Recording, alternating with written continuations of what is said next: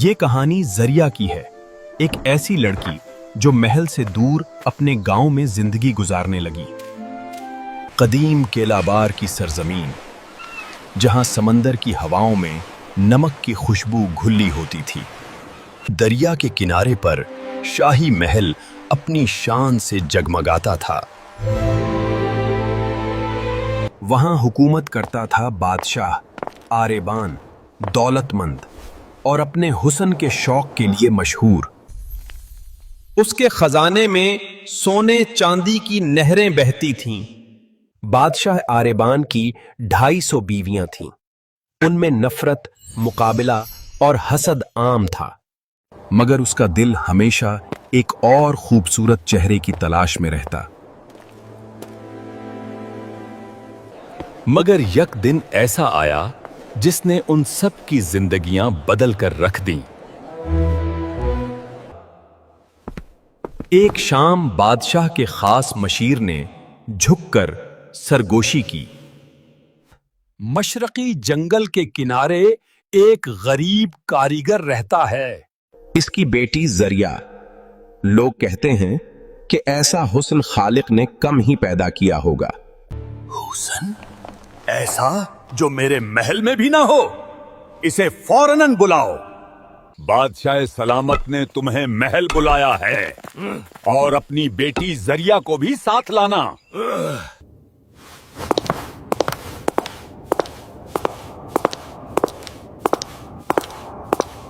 بادشاہ نے زریہ کی خوبصورتی دیکھی اور وہ دیکھتے ہی رہ گیا۔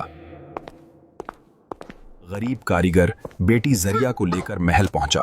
زریہ کالے لباس میں کھڑی تھی، شرمیلی مگر وقار سے بھرپور۔ تمہاری بیٹی زریہ، میں اسے اپنی ملکہ بنانا چاہتا ہوں۔ بادشاہ سلامت، زریہ گاؤں میں پلی ہے، شاہی آداب نہیں جانتی۔ مجھے آداب نہیں چاہیے، صرف وہ چاہیے۔ ہماری شادی کے انتظامات فوراً کرو۔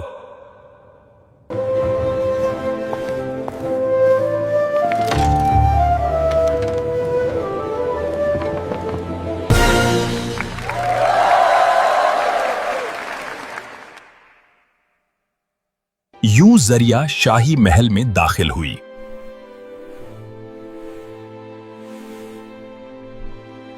اور بہت جلد بادشاہ آریبان کی سب سے محبوب بیوی بن گئی۔ اس کی سادگی، باتوں کی نرمی اور دل کا سکون بادشاہ کے دل پر چھا گیا، اور یہی چیز محل کی تمام بیویوں کے لیے آگ بن گئی۔ ایک رات زریہ کے خلاف سازش کا آغاز ہوا۔ بیویاں صحن میں جمع تھیں، غصے سے بھرپور۔ ایک گاؤں کی لڑکی آ کر ہم سب پر حکومت کرے، میں اسے تاج لینے نہیں دوں گی۔ بادشاہ کے استقبال جشن میں ہم اسے عوام کے سامنے شرمندہ کریں گے، اتنا کہ بادشاہ خود اسے محل سے نکال دے گا۔ جشن کا دن آیا۔ محل کے دروازوں پر ہزاروں لوگ جمع تھے، رنگ اور خوشبو ہر طرف پھیلی تھی۔ بادشاہ اپنے سنہرے تخت پر بیٹھا تھا، زریہ اس کے ساتھ تھی۔ اچانک نوکرانی آگے بڑھتی ہے۔ اس کے ہاتھ میں گھٹیا اناج بھرا تشت تھا، ایسی چیز جسے اشرافیہ نیچ سمجھتے تھے۔ وہ اسے زریہ کے قدموں میں پھینک دیتی ہے۔ زریہ نے کبھی غرور نہیں دیکھا تھا، نہ جانتی تھی کہ اشرافیہ کے سامنے زمین جھکنا بے عزتی سمجھا جاتا ہے۔ زریہ اس کے گاؤں کی تربیت جاگ اٹھی۔ وہ آگے بڑھی اور اناج اٹھانے لگی۔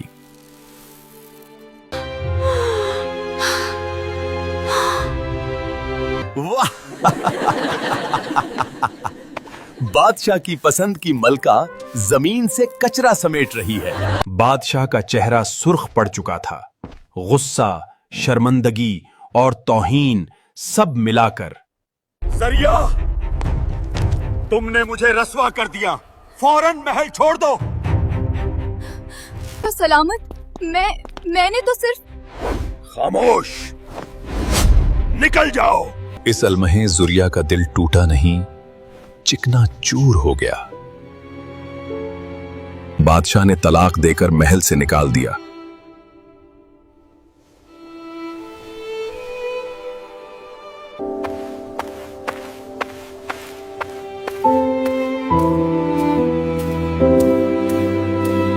और यही चीज महल की तमाम बीवियों के लिए खुशी की वजह बन गई।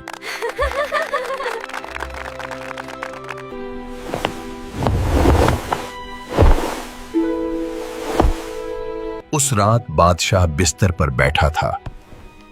गुस्सा थमा, मगर जहन में बेचैनी बढ़ गई। इसी रात बादशाह की तीसरी बीवी मलका सामिया उसके पास आई। बादशाह सलामत, जरिया की कोई गलती नहीं थी। ये सब मलका नीसा की साजिश थी। अनाज जानबूझकर फेंका गया था।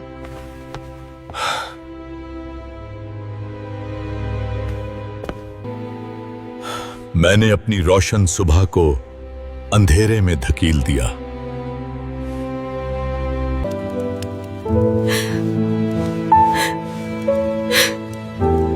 अगले दिन मलका नीसा को दरबार में बुलाया गया। मलका नीसा, बताओ जरिया के खिलाफ ये साजिश क्यों की गई? बादशाह सलामत, मुझे माफ कर दें। मलिका नीसा, फौरन महल छोड़ दो। मलका नीसा को महल से निकाल दिया गया। उसके वालिदैन ने उसे कबूल करने से इनकार कर दिया।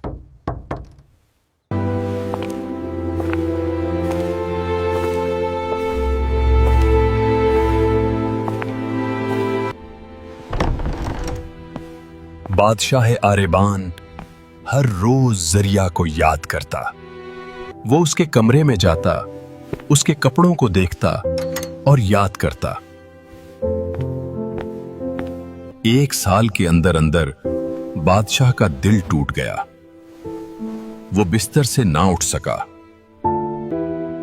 मेरी सबसे बड़ी गलती जरिया को खोना था।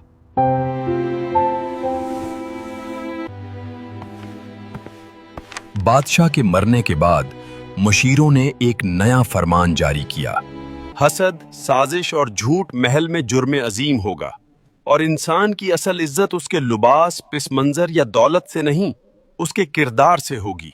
ज़ुरिया महल से बहुत दूर एक छोटे से गांव में पुरसुकून जिंदगी गुजारने लगी। इसकी कहानी नस्लों तक सुनाई गई, एक मिसाल के तौर पर, एक कानून के तौर पर।